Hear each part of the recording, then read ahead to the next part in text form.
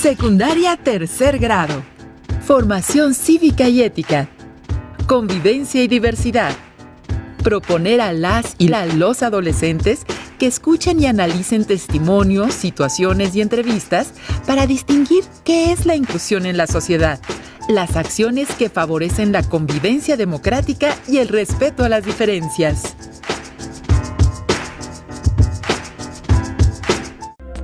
¿Cómo están? Sean bienvenidas y bienvenidos a la programación de Aprende en Casa. Una propuesta diferente para que desde su casa ustedes puedan acercarse a los contenidos de las asignaturas y áreas de tercer grado, los cuales les serán de mucha ayuda en su crecimiento personal, tanto en sus casas como entre sus compañeros. Por lo que les invitamos a compartir la información para tener nuevas experiencias de vida. Hoy les vamos a proponer que revisemos un tema que nos interesa a todas y a todos: convivencia y diversidad. En esta actividad proponemos comenzar con la siguiente reflexión. ¿Se han preguntado alguna vez qué nos hace diferente de otras personas? Sí, hablamos de esas diferencias muy particulares que cada uno tiene, como nuestra forma de ser, de pensar, nuestras creencias o hasta las actitudes y necesidades que cada quien requiere para vivir en la sociedad. ¿Qué les parece si vemos el siguiente video? ¿Qué es inclusión? ¿En qué se distingue de la exclusión? ¿Cómo se practica? ¿Cómo afecta a nuestra comunidad?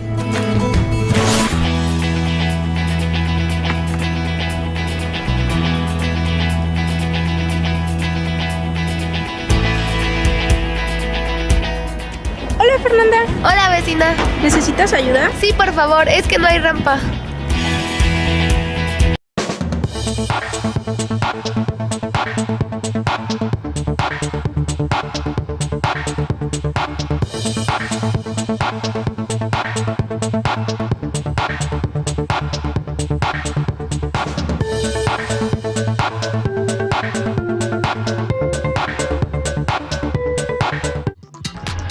¡Atención!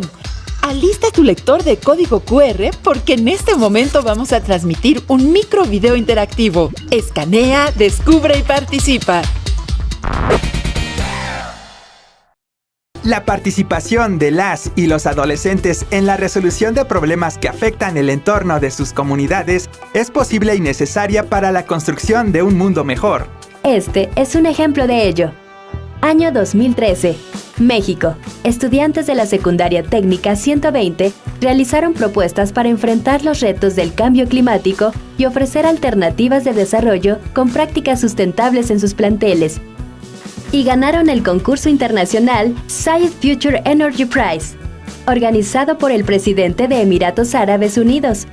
Los alumnos de esta escuela participaron con una propuesta de carácter integral que incluía la captación y uso de agua de lluvia. Aprovechando los recursos de su propia comunidad, las y los alumnos propusieron también generar energía eléctrica con la luz del sol y usar el excremento de los animales de la localidad para producir biogás. El interés de estos adolescentes por participar en los problemas de su comunidad le dio a la Secundaria Técnica 120 el título de la escuela más sustentable de América y un premio internacional de $100,000 con los que generan energía eléctrica con luz solar, así como la producción de gas metano.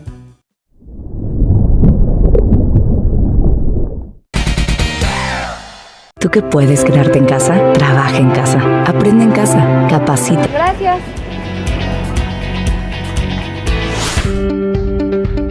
En nuestro país hay más de 7.1 millones de personas que padecen alguna discapacidad, las cuales representan el 6% de la población. Este grupo sufre discriminación y falta de oportunidades para su desarrollo integral. También hay otros grupos sociales que sufren estigmatizaciones debido a su género, edad, raza, religión, cultura, nivel económico, preferencia sexual e incluso hay quienes son discriminados por ser extranjeros. Los migrantes son un grupo vulnerable por situaciones de desigualdad entre ciudadanos nacionales y extranjeros ante las leyes.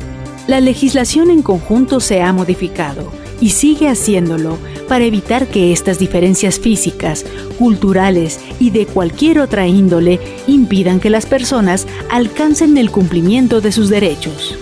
En todos los niveles de gobierno se generan políticas públicas que promueven la equidad, entendida como dar a cada uno lo que necesita. Así, las políticas de equidad sirven para alcanzar la igualdad. Todos necesitamos lo mismo: tener acceso a educación, vivienda y trabajo, pertenecer a una familia o contar con amistades, recibir diversos servicios como atención médica, participar en actividades recreativas, deportivas, culturales y sociales, y en general vivir en comunidad y con una buena calidad de vida, como cualquier ciudadano.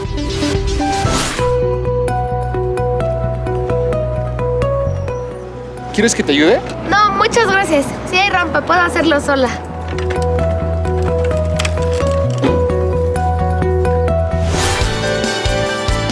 Las leyes contribuyen a incluir a cualquier individuo en todas las actividades cotidianas. Sin embargo, la ignorancia, el miedo y la indiferencia han generado una actitud de exclusión que se traduce en marginación o rechazo, la cual ha alimentado durante siglos la segregación, anulando en algunos casos o disminuyendo en otros las oportunidades de un importante número de personas para integrarse a la sociedad, con lo que se pierden la inteligencia, las habilidades, las fortalezas y las aptitudes que tienen y pueden aportar. No son las leyes las que generan una comunidad incluyente, sino la conciencia y la sensibilización a la diferencia, acompañada de un sentido de justicia y comprensión en las personas. Estos elementos nos acercan a construir una sociedad más democrática, basada en el derecho, la libertad y la equidad, en la que todos sean capaces de tomar decisiones de forma autónoma, independiente e incluyente, que aceptan a sus miembros con la dignidad y el respeto que se merecen, y que además reconocen que la diversidad es el fundamento de la convivencia humana. ¿Qué acciones puedes llevar a cabo para que haya inclusión en tu entorno? Sin duda, respetar las diferencias físicas y culturales hace que todas las personas puedan ejercer sus derechos y sean incluidas en todos los espacios de la sociedad. ¿Se dieron cuenta que tenemos una interesante pregunta que responder sobre las acciones que se pueden llevar a cabo para que haya inclusión en nuestro entorno? Es verdad, podemos contribuir para lograr una sociedad incluyente en donde se respete la dignidad y no se niegue a nadie las oportunidades para aprender y desarrollarse todos los días. Vivir en comunidad es estar conscientes de que la exclusión, la discriminación y los prejuicios no permiten el ejercicio de los derechos humanos. Los invitamos a ver juntos el siguiente video para identificar qué se puede hacer para lograr una cultura que nos incluya a todos. Bonnie, ¿cómo le fue a tu equipo en la exposición de ayer? Bien, nos pusieron 10. Fue de mucha ayuda que Natalia estuviera en nuestro equipo. Felicidades, hija. Natalia es la niña que se integró al grupo. ¿Ya ha iniciado el ciclo escolar? Sí, ella. Al principio le costó trabajo adaptarse a la escuela, pero pronto nos volvimos amigas e hicimos buen equipo junto con Fernanda, Diego y Pedro, que también es de nuevo ingreso. ¿Y qué tema les tocó exponer? Acerca de cómo la falta de inclusión afecta a la convivencia democrática. ¡Qué bien! Bueno, en la casa me sigues platicando, ¿sale? Está muy interesante. El espacio familiar es el primer lugar donde aprendemos a relacionarnos con otras personas.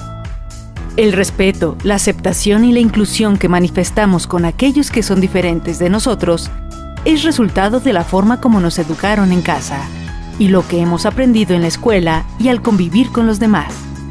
Para una sana convivencia democrática en sociedad, son esenciales el diálogo, la escucha activa y las actitudes de respeto y solidaridad entre los individuos que la integran.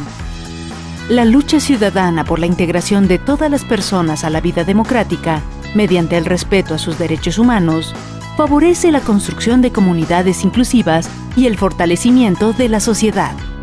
El ideal de muchas sociedades es lograr un trato igualitario para quienes las conforman.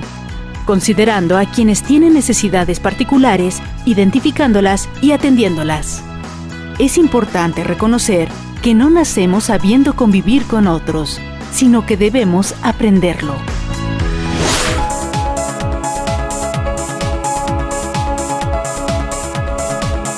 Hija, ¿puedes enseñarme la presentación que hicieron? Claro, hablamos sobre la importancia de tener una sociedad consciente de que es necesaria la inclusión y de generar o aportar acciones que contribuyan a la inclusión, además de la educación.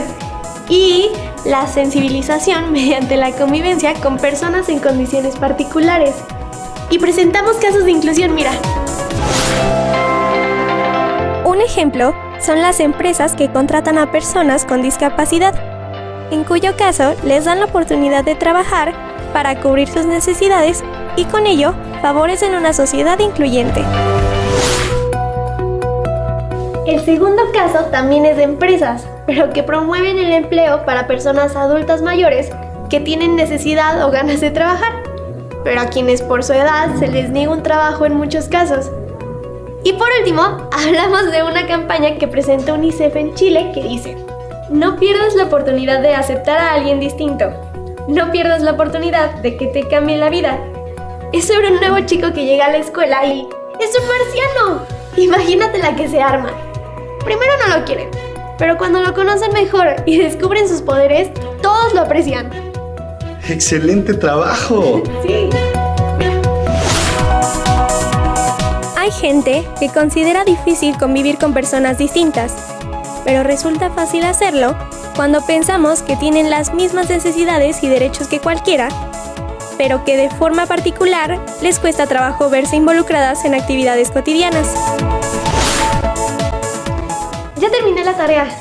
Quedé de verme con Fernanda y Natalia en el parque. Sí puedo ir, ¿verdad? Bueno, está bien, ve. ¡Súper! ¿Qué haces para vivir en una sociedad más incluyente? Como hemos visto, en nuestra familia aprendemos a convivir y a relacionarnos con los demás. En su trato, nuestros padres, familiares y abuelos nos transmiten valores, por lo que aprendemos de ellos las primeras normas de convivencia. Así es, también en la escuela nos relacionamos con jóvenes que, como nosotros, son iguales en muchos aspectos, pero que también tienen diferencias que los hacen únicos y especiales. Para conocer más sobre la diversidad y lo que nos distingue a cada cultura y nación, vamos a ver el siguiente video que precisamente nos muestra de qué manera el encuentro entre diferentes culturas es actualmente el gran reto que enfrenta la humanidad. Estoy nervioso, ¿ustedes no? Hacer una videollamada con alguien que no conozco. No sé de qué vamos a hablar. Yo estoy emocionado de hablar con Tayari. Pertenece a una comunidad huichol. Tengo tantas preguntas que hacerle. Quiero saber de sus costumbres, su arte. Le pediré que me enseñe algunas palabras en su lengua. Yo hablaré con Patricia, una alumna de la comunidad española en México. Quiero preguntarle por qué se vino a vivir aquí, si le gusta y qué extraña de España, en qué se parece nuestro país y el suyo. A mí me tocó contactar a Yana. Ella vive en la costa chica de Oaxaca. Espero que hable mucho, porque no tengo ni idea de qué le voy a decir. Tranquilo, Diego, ya encontrarás de qué hablarle. Seguro que tendrá mucho en común. Es hora de hacer las videollamadas. Vayamos. ¿Qué tenemos en común todos los grupos humanos? ¿Qué nos distingue unos de otros? Fenómenos económicos y políticos, como la globalización, promueven el desplazamiento de personas, incluso familias, a países diferentes del suyo, donde encuentran prácticas culturales muy distintas de las propias, lo cual hace que las sociedades contemporáneas sean más complejas y nos obliga a encontrar estrategias para mejorar la convivencia. A lo largo de la historia, la forma como los pueblos se han mezclado es compleja. En muchas ocasiones, ha sido por medio de la fuerza, al someter a otros, extender geográficamente un territorio, tomar posesión de los recursos de otros pueblos o imponer su ideología. La relación, la mezcla y los vínculos que se generan entre culturas se conoce como interculturalidad. Este concepto implica el reconocimiento y respeto de la existencia de culturas diversas.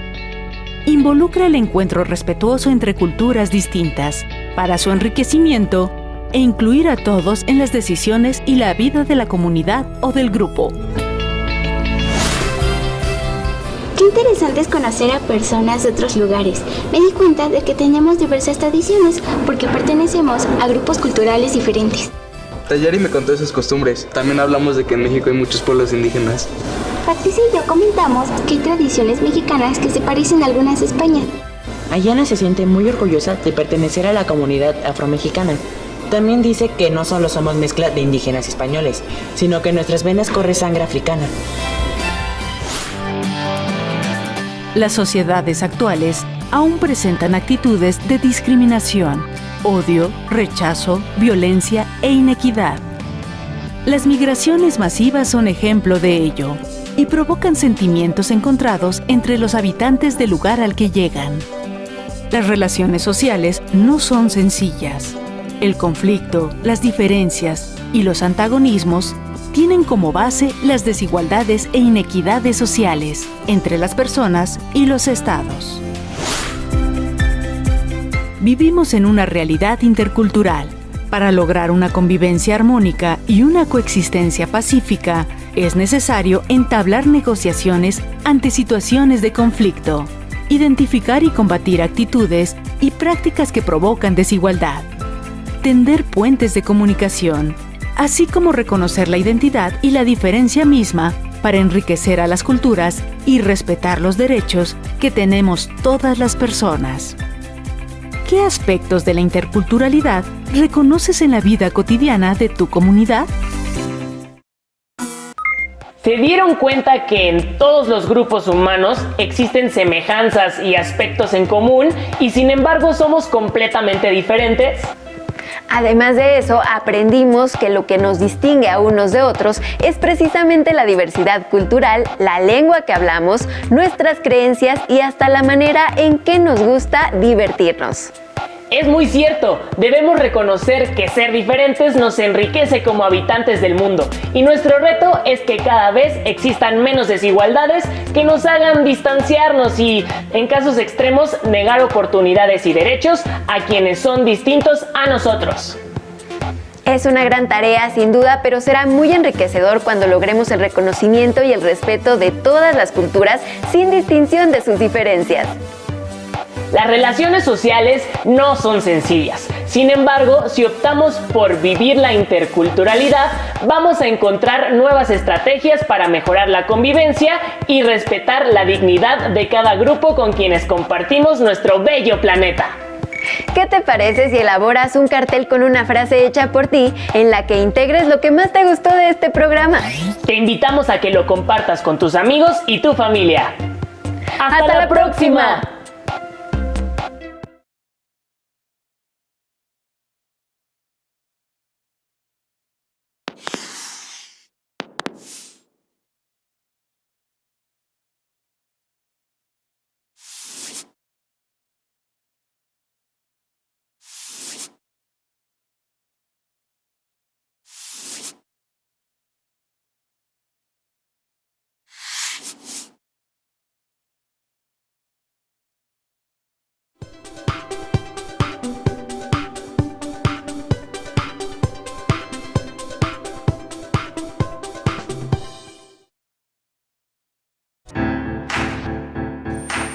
Secundaria tercer grado. Artes. Teatro. La improvisación del actor. Las y los adolescentes organizarán de manera intencional la relación de su cuerpo con el espacio y el tiempo a través de ejercicios de improvisación colectiva que involucre a varios personajes, así como un espacio-tiempo ficticios. Bienvenidas y bienvenidos a Aprende en Casa. Estamos muy contentos de poder dirigirnos nuevamente a ustedes para repasar juntos un tema correspondiente a la asignatura de Artes Teatro de tercer grado de secundaria. Antes de comenzar, queremos recordarles que es muy importante quedarse en casa y seguir todas las recomendaciones de las autoridades para contribuir a un pronto regreso a clases. Sabemos que extrañan la escuela y a sus amigos, pero les pedimos que aprovechen estos días para jugar y aprender, así como para compartir estas experiencias con su familia. Ahora sí, comencemos la sesión. En esta oportunidad veremos cómo organizar de manera intencional la relación del cuerpo con el espacio y el tiempo para generar escenas teatrales que involucren a varios personajes y espacio-tiempo ficticios. Para tratar este tema tendrán que hacer acopio de toda la experiencia que han obtenido en su clase de artes teatro, y para ello usaremos un recurso muy bello, divertido e interesante que han practicado anteriormente: la improvisación. Pero antes de entrar de lleno en materia, tenemos que comprender que los actores, al tener como principales herramientas de trabajo el cuerpo y la voz, necesitan prepararse físicamente para disponerse a crear personajes, incluso en la improvisación. Por ello, los invitamos a que vean la cápsula Posturas corporales y movimiento. La construcción de un personaje en la clase de teatro se logra a partir de trabajar de manera constante y reflexiva distintos aspectos, como el gesto, la calidad e intensidad de la voz, la postura corporal, los movimientos y las emociones. Para interpretar a un personaje, se requiere hacerlo vivir, por lo que es necesario descubrir, saber o crear todo sobre él. Una buena interpretación involucra un trabajo constante por parte del alumno para definir el movimiento y la expresión de su personaje, además de vestirlo. En el teatro, la postura física del actor le permite expresar los aspectos psicológicos del personaje, que son percibidos por el espectador a través de las acciones que realiza. La palabra es otra fuente de expresión de los estados de ánimo y las emociones. En teatro, la gama de posturas y movimientos que realiza el actor le exige una gran destreza y manejo de su cuerpo. Para lograr un manejo corporal y sus posibilidades expresivas, es importante que el profesor de teatro proponga una serie de ejercicios de acondicionamiento físico para que el estudiante tenga conciencia de cómo mover sus pies, su columna vertebral, sus brazos y su cabeza, es decir, sus distintas articulaciones. De acuerdo con las características del personaje, también se requiere definir su ritmo corporal, que implica aspectos como velocidad, fuerza, intensidad y dirección. Como verás, la postura y el ritmo corporal son muy importantes para la construcción de un personaje. A veces los personajes teatrales no son personas, sino seres fantásticos o míticos, plantas o animales, entre otros. Pero tienen que caracterizarse para ser creíbles, como si formaran parte de nuestra realidad. Para caracterizar e interpretar a un personaje, sea real o fantástico, los estudiantes de la clase de teatro deben desarrollar habilidades físicas, emocionales y vocales. Además, es importante que aprendan a observar constantemente el entorno en que viven, porque ello les provee de acciones, gestos y movimientos que luego pueden recrear en la clase de teatro. Es importante descubrir las diferentes posturas y movimientos de nuestro cuerpo para expresar mejor nuestras ideas, sentimientos y emociones. Con este fin, puedes realizar una gran cantidad de ejercicios de expresión haciendo uso de tu imaginación. Por ejemplo, cazar mariposas con una red, jugar al detective persiguiendo a alguno de tus compañeros, tratando de que él no se dé cuenta. La postura corporal y los movimientos son muy importantes para que podamos crear un personaje. Sí, para que nuestro personaje sea creíble. Recuerden entonces que el cuerpo y la voz constituyen herramientas fundamentales para el actor, así que podemos decir que un personaje es el resultado por parte del actor de la organización del cuerpo y de la voz de manera distinta a la cotidiana. A través de los movimientos y los gestos se crean físicamente los personajes. Además, las formas de hablar usando diferentes volúmenes, tonos, velocidades y ritmos también les ayudarán a definir personajes. Podrían partir de imitar cómo se mueven y hablan personas cercanas a su hogar y tratar de imitarlos con mucho respeto. Recuerden que iniciar mediante la experimentación de posturas es indispensable y nunca olviden divertirse mientras están haciendo este tipo de ejercicios. Pues bien, ahora veamos qué es la improvisación teatral en la siguiente cápsula. ¡Disfrútenla! Cuando caiga la noche cabalgaré con la primera estrella hasta llegar a tus brazos. ¿Qué haces? Improvisando. Yo no sé improvisar.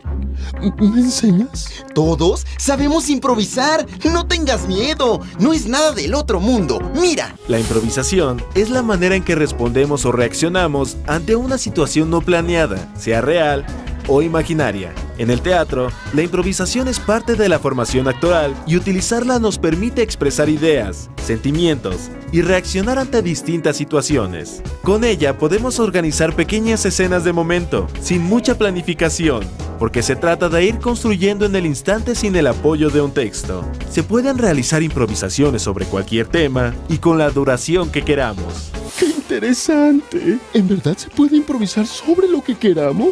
¡Claro! Los temas son infinitos. Solo debemos tener presente que los personajes tienen que realizar acciones motivadas por una circunstancia o un conflicto. La improvisación es de gran utilidad, porque en el mundo real no sabemos qué nos van a decir ni qué vamos a contestar. No hay un guión escrito de nuestras vidas. Algunos consejos para practicarla son: estar atentos a lo que pasa y a lo que dicen los otros para poder continuar la historia. También se puede leer una situación y luego recrearla como cada quien la imagine. Concéntrate en el objetivo de la improvisación y sigue las reglas. No anticipar, no ignorar nada, dejarse provocar, respetar lo que dicen los otros, ceñirse al tiempo que se establece y cambiar de compañeros para crear otros vínculos y formas de comunicación. Hay distintos objetivos en la improvisación. Uno de ellos es perfeccionar el comportamiento emocional de los personajes en el escenario, haciendo uso de las experiencias y las emociones propias del actor. La improvisación también te ayudará a desarrollar la espontaneidad que deberá ser transmitida al espectador. Además, aprenderás a relacionarte con otros en circunstancias no planeadas y a tomar decisiones que te permitan desarrollar una situación. Son muchas las ventajas de practicar la improvisación. Ayuda a eliminar la mecanización de la actuación, permite desarrollar ciertas habilidades actorales, promueve la creatividad, facilita la confianza en sí mismo y desarrolla la coordinación psicomotriz. Favorece el trabajo del actor para explorar individual o grupalmente una escena, un personaje, un conflicto o una situación teatral. Ayuda a la concentración y a trabajar en el espacio de representación. Además, no solo en el teatro se utiliza la improvisación. También se practica en la danza y en la música.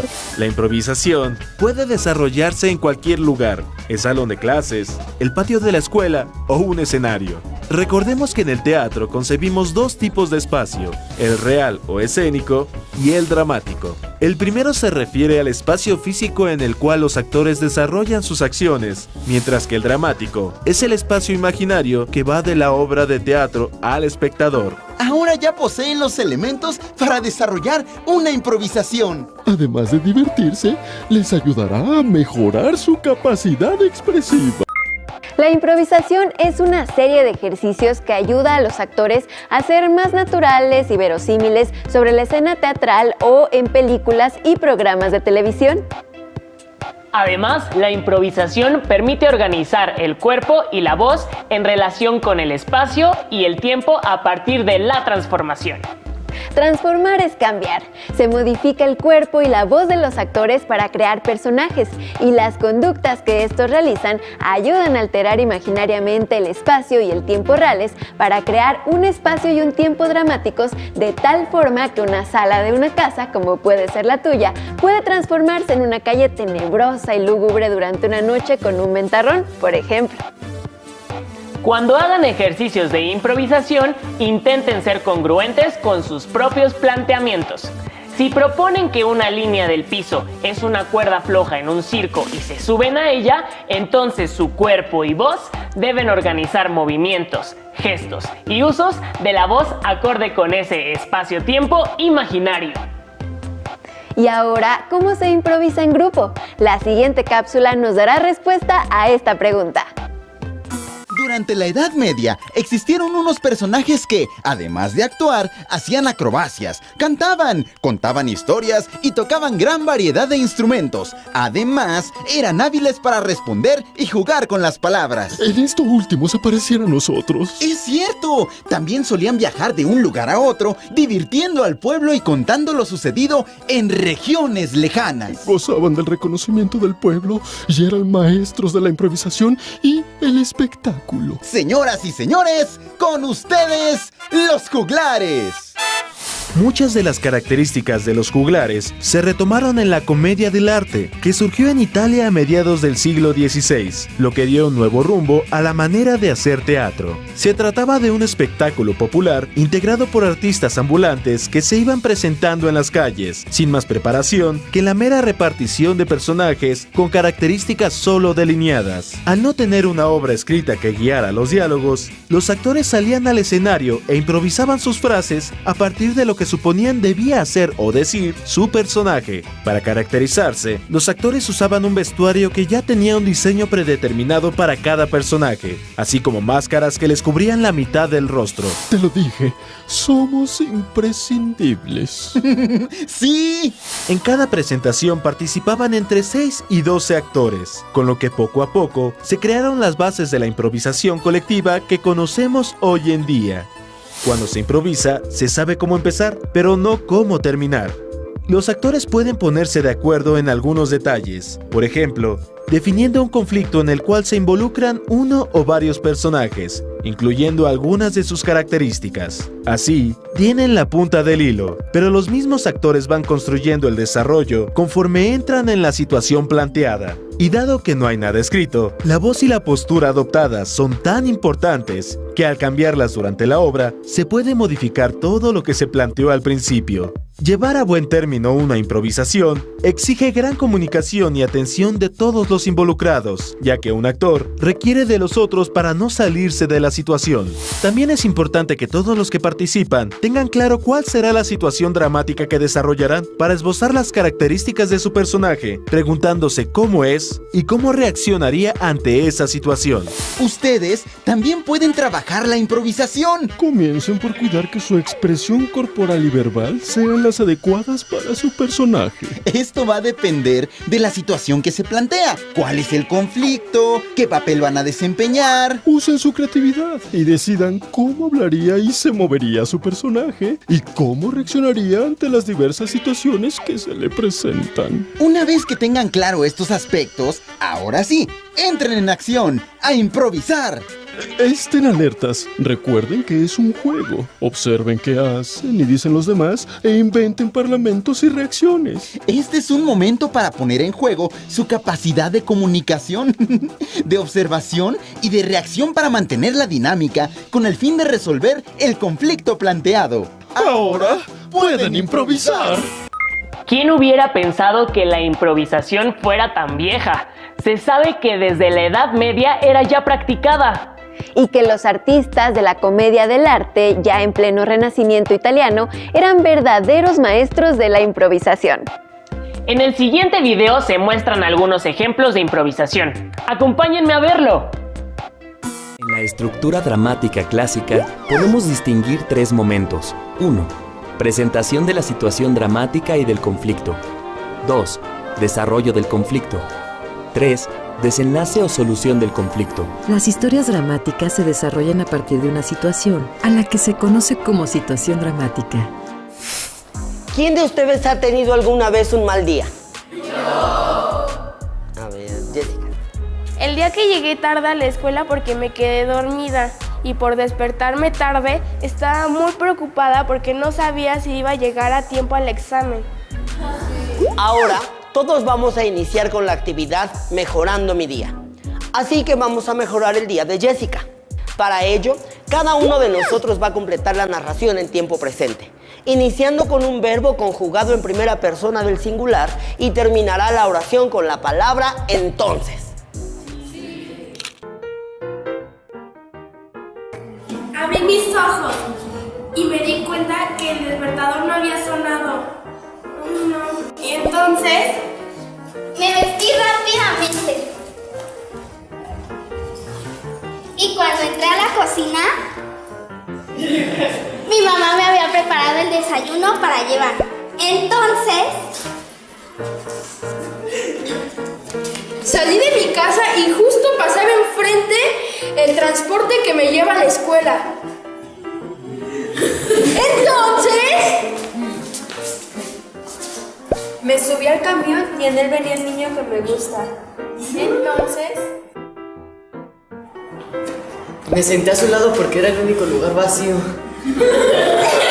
Entonces, acepté el boleto que le sobraba y que me ofreció para ir a la feria.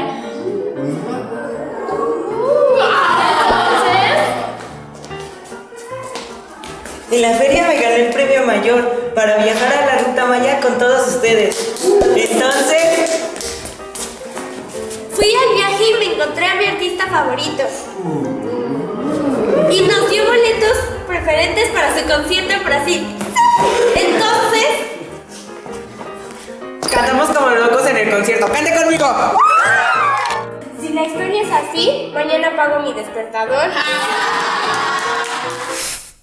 Recordemos que la situación dramática es el conjunto de factores o circunstancias que afectan a los personajes en un determinado tiempo y o lugar.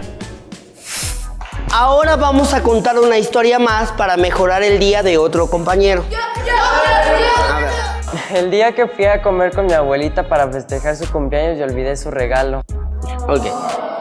Cada participación que hagamos debe mejorar la historia de Luis cada vez más.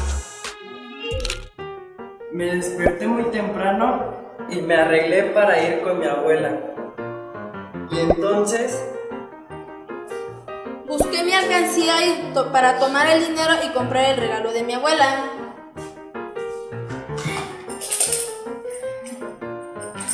Encontré una tienda de sombreros y entré porque sabía que a ella le gustaban muchísimo.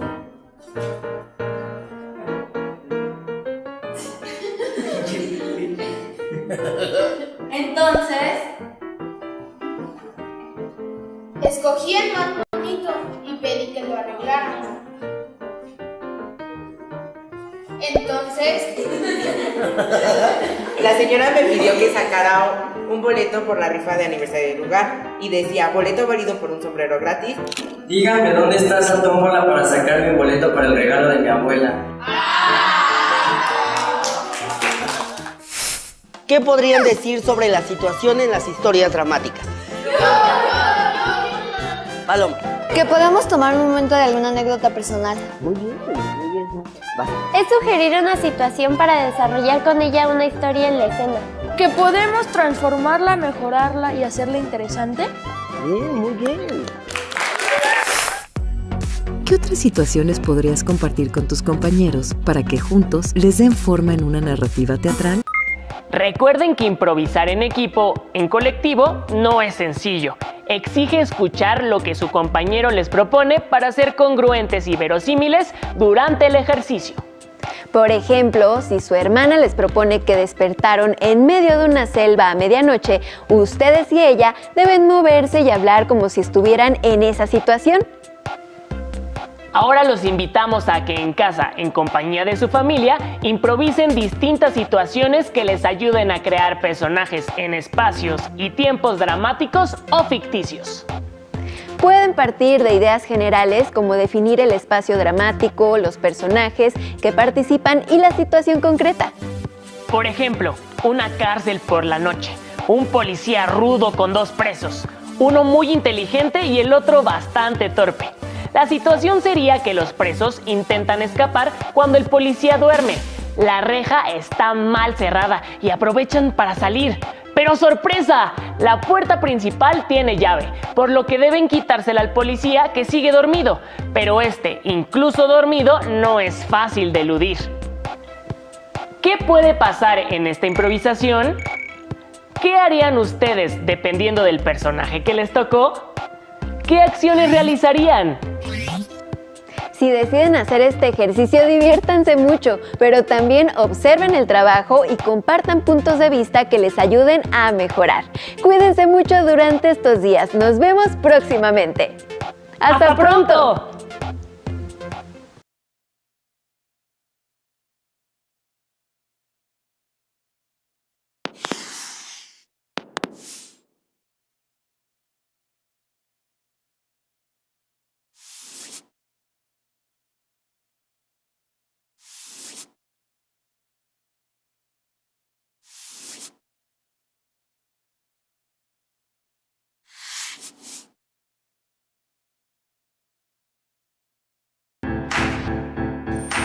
Secundaria tercer grado. Español. Autobiografía. Que los alumnos reflexionen en torno a la escritura de la autobiografía y que aprendan a distinguir entre las dos estructuras más comunes, lineal y mosaico.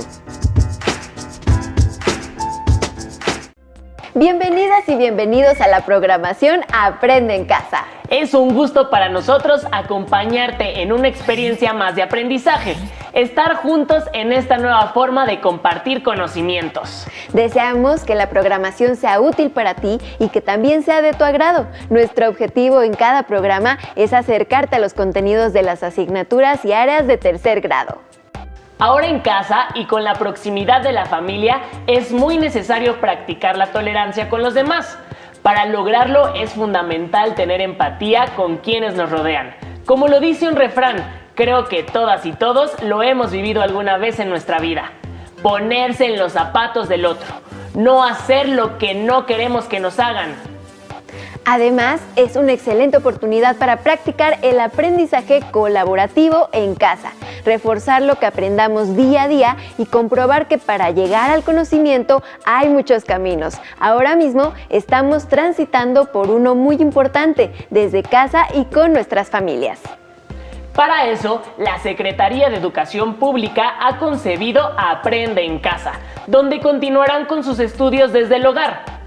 En esta nueva forma de aprender es muy importante ser disciplinado y cumplir con los horarios de clases. Recuerden preparar y enriquecer su carpeta de experiencias de cada sesión, pues de regreso a la escuela servirá para su evaluación. Debemos tomar en cuenta que para estar sano es recomendable estar activo. Aprende en Casa tiene algunas recomendaciones de pausas activas. Con las cápsulas de Suma Minutos fortalecerás tu salud física y mental. Así es, regresar bien preparadas y preparados a sus escuelas es sumamente importante y estas lecciones serán de mucha ayuda. Pero recuerden que la paciencia de ir compartiendo todo lo aprendido forma parte de las herramientas valiosas en este proceso. Y bueno, empecemos. Les proponemos reflexionar sobre un tema muy interesante, la autobiografía. A diferencia de las biografías, en donde un biógrafo escribe sobre la vida de otra persona, en la autobiografía el autor escribe sobre su propia vida.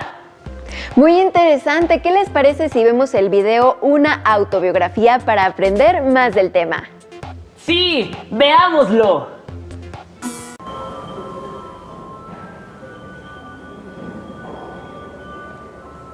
Durante el programa del día de hoy, conoceremos algunas opciones para narrar hechos o sucesos en una autobiografía. Con este propósito nos acompaña de nuevo el doctor Domínguez Hidalgo. Hola, buenos días. Hola, ¿qué tal? ¿Podrías decirnos cómo organizar la información de nuestra autobiografía? Claro que sí. La autobiografía se puede organizar de dos maneras. Una, la lineal o cronológica, y la otra por mosaico. La segunda es más nueva, diríamos. La primera se trata de que nosotros recordemos desde que éramos niños, nuestra primera infancia, nuestros 4 años, nuestros 6 años, nuestros 8, nuestros 9, nuestra entrada a la adolescencia, las aventuras de nuestra adolescencia que despierta y quizás hasta los 15 y 16 años en este sentido de los chicos que están en la escuela secundaria. La escuela nos permite ser, por ejemplo, el espacio donde los niños, donde el alumnado va a realizar su autobiografía. De tal manera que describiendo los hechos de su infancia, los espacios, los lugares donde ellos se divirtieron, las escuelas a las que han ido, el jardín de niños, sus maestras, sus compañeros, sus amistades, sus tíos buenos, sus tíos malvados, su abuelita maravillosa y la abuela moderna, o como ustedes deseen decirlo, pero siempre llevando el orden cronológico. De tal manera que va graduándose esta información que dicen su vida, nos van dando a conocer. También puede ser de atrás para adelante y de adelante para atrás. Claro, puede organizarse de 3 maneras, según el estilo narrativo. Esta de que va desde el principio se dice que es ab ovo, o sea, desde el principio. Puede ser a la mitad de la vida, por ejemplo, pueden comenzar a los 7 años y avanzar hacia los 14 y de los 14 regresarse al nacimiento. Vamos a ver un ejemplo de cómo se organiza una autobiografía cronológica o lineal. Yo nací el 18 de abril de 1995, a las 11:30, en el centro de salud. Pesé 3,500 y medí 50 centímetros. Al año empecé a caminar y empecé a hablar a los 2 años. Ingresé al kinder a los 4 años y terminé a los 6.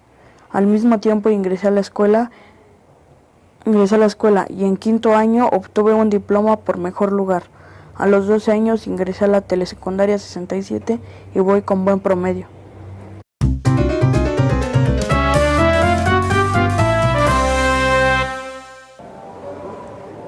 Doctor, ¿podrías explicarnos en qué consiste la estructura de mosaico?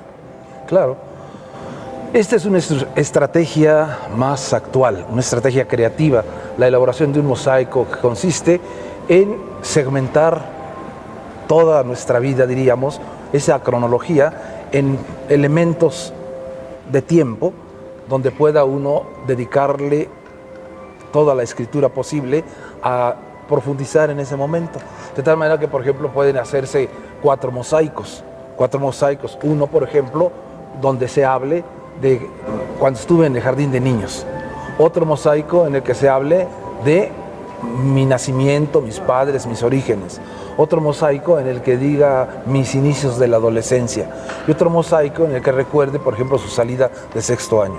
Obviamente la palabra mosaico no implica solamente la escritura, sino articular los mosaicos, es decir, en cartulina, cortarlos en cuadros, no sé, de 12 centímetros, y entonces ahí anotar todos los elementos para combinarlos, de tal manera que se presenten a todo el alumnado y todos puedan pasar a leer la biografía en mosaico, adornada por supuesto con las fotografías adecuadas o que les gusten a los chicos.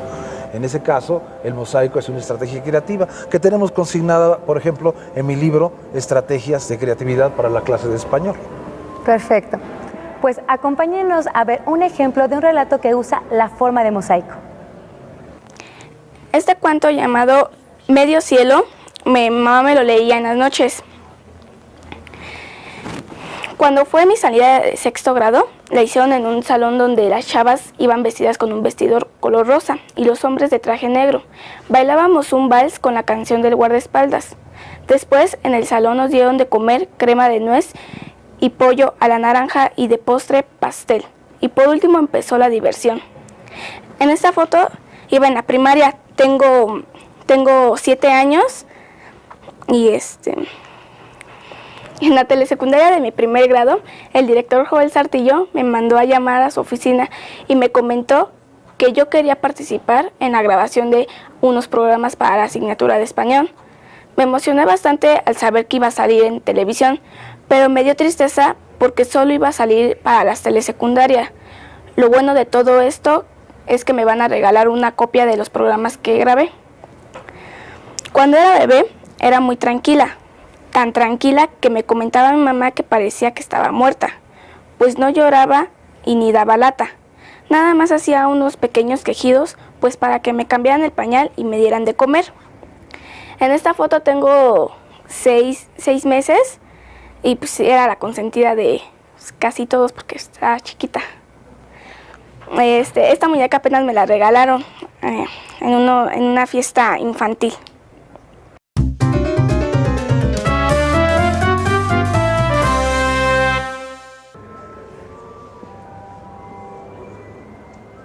Tomando como referencia a las personas más significativas de nuestra vida, ¿cómo podemos escribir nuestra biografía? Esto es muy importante si tomamos en consideración la estrategia creativa del mosaico. Por mosaicos nos puede dar un relato muy agradable, es decir, donde dediquemos un mosaico para aquellas personas que nos han causado alguna alegría o inclusive algún daño. Por ejemplo, el mosaico puede estar referido solamente a su padre, mi padre, o puede ser mi madre, o puede ser los dos, mi padre y mi madre, o mis padres. Tengo un libro que se llama Entre la bruma, que está escrito justamente así, con los afectos que van transcurriendo en la vida del autobiografiado. Así él se refiere a, por ejemplo, el texto cuando ella vivía, se refiere a su abuelita que ha muerto, y entonces son los encuentros y los recuerdos tristes del adolescente frente a su primer contacto con la realidad brutal de la muerte. Otro, por ejemplo, es cuando le pasó que por comer mucho se enfermó del estómago y se llama Ya no lo vuelvo a hacer. A veces hay referencias a sus amigos, a sus juguetes, a los animales de su preferencia, y todos estos seres que van rodeando al chico pueden ser los detonadores del relato, de tal manera que lo van haciendo más agradable, más fluido. Y cuando, por ejemplo, se termina la serie de textos que forman los mosaicos, pueden ser puestos en las paredes con la escritura de cada alumno, pero al mismo tiempo, como lo dije hace un rato, con las fotografías, las ilustraciones, los recortes y sus creaciones que ellos tengan. De tal manera que así el mundo que rodea al chico, sus padres, sus amigos, sus tíos, el tío bueno, el tío malo, la abuela consentidora o la abuela moderna, van reflejándose en el relato que van ellos haciendo. Ahora veamos un ejemplo de este tipo de relato autobiográfico. Mi abuelito me platicaba que cuando yo era bebé, era muy berrinchudo y por todo lloraba. Pues si yo quería algo y no me lo daban, inmediatamente empezaba a llorar. Hasta que me lo daban y rápidamente me tranquilizaba. También mi abuelita me platica que me gustaba estar todo el tiempo en el patio para estar jugando con mi carro de batería que me había regalado mi papá y estar jugando fútbol con mis primos.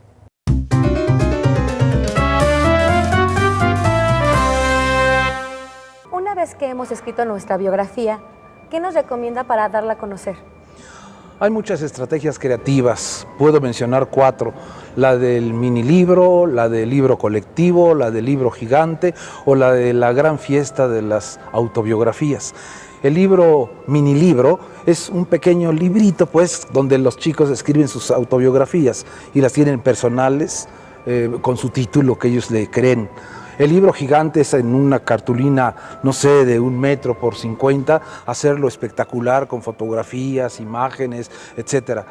El libro colectivo, cada uno de los alumnos imprime en fotocopia su autobiografía y se las da a cada uno de sus compañeros, de tal manera que todos tengan un libro donde están todas las autobiografías, ahí las lean y entre todos se vayan corrigiendo los errores sintácticos, ortográficos, etc. Y la gran fiesta de los libros, como su nombre lo indica, pues con sus pastelillos, sus taquitos, sus horchatas, hace la gran fiesta y presenta a cada uno su gran libro de autobiografías. Eso es una forma de que los chicos no solamente aprendan, sino que se sientan que han aportado a los demás socializando su trabajo. Muchas gracias, doctor. Bueno. Además de esas opciones, existen hoy en día las páginas electrónicas y los blogs, en donde podemos encontrar diversas autobiografías. Los invito a conocer más al respecto.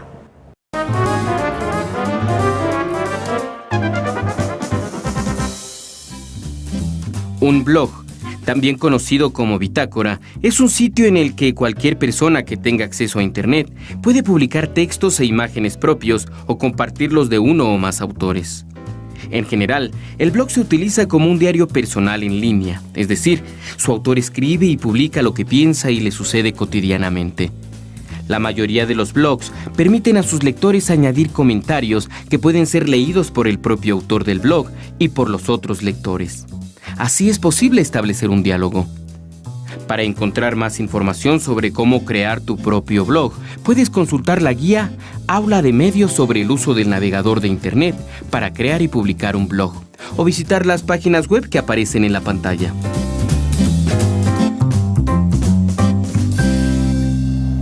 La decisión sobre qué desean contar, la manera como narrar y el medio que desean utilizar para difundirla es suyo. Es el caso de Alejandro Aura, poeta y dramaturgo mexicano, fallecido el 30 de julio de 2008, quien eligió contar los últimos episodios de su vida en su blog. Ahí podemos leer y escuchar en su voz esta despedida. Despedida. Así pues, hay que en algún momento cerrar la cuenta, pedir los abrigos y marcharnos. Aquí se quedarán las cosas que trajimos al siglo y en las que cada uno pusimos nuestra identidad. Se quedarán los demás, que cada vez son otros, y entre los cuales habrá de construirse lo que sigue, también el hueco de nuestra imaginación se queda para que entre todos se encarguen de llenarlo.